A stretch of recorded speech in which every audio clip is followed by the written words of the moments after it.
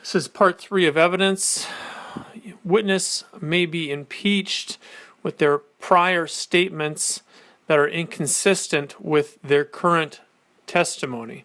However, extrinsic evidence may only be used if the witness is given an opportunity to explain and/or deny. Witness's recollection may be refreshed by examining a document. However, testimony then must be on witness's recollection. Witness may not read from the refreshing document. An adverse party has a right to examine the document. Testimony may be stricken for failure to produce the document. Lay witnesses are generally not permitted to give opinion testimony. That's under Rule 701.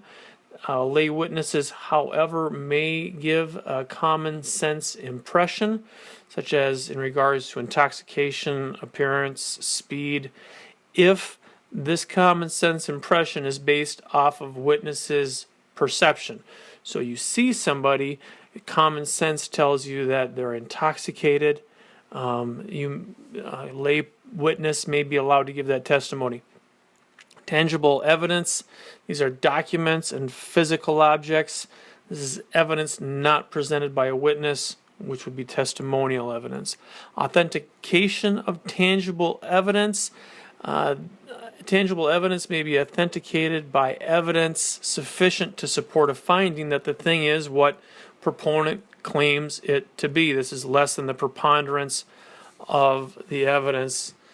Or your authentication of physical objects may be by testimony of personal knowledge, pointing out distinctive characteristics of the physical object, or by a chain of custody, which is specific for non-unique objects. Non-unique objects must have a chain of custody.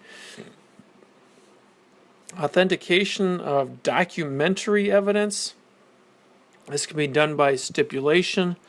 It can be the testimony of eyewitnesses, handwriting verification. There's no need to authenticate documentary evidence if it is greater than 20 years old, in expected condition, and found in a place where it would likely be.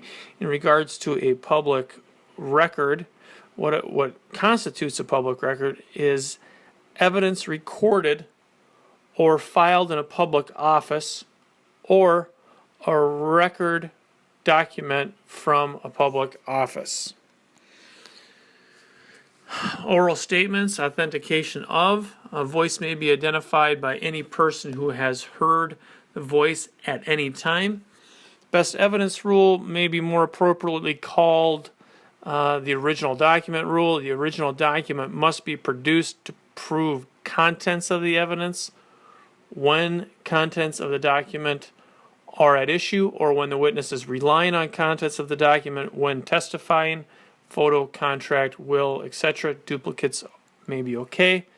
Parol evidence rule. This excludes evidence that seeks to change terms of a written contract. A written contract represents the complete agreement. We have complete integration and parol evidence. Complete integration is where the contract is said to contain all the terms of the agreement. Parol evidence rule is then in effect and no extrinsic evidence allowed. Partial integration is where the contract contains some but not all of the terms of the agreement. Parol evidence rule is not in effect, and extrinsic evidence that adds to the contract may be admitted. Evidence that contradicts the contract may not be admitted. Exceptions to parol evidence. Extrinsic evidence is always available to clarify ambiguity of a term, to prove trade and or custom, show fraud, duress, mistake, and or lack of consideration.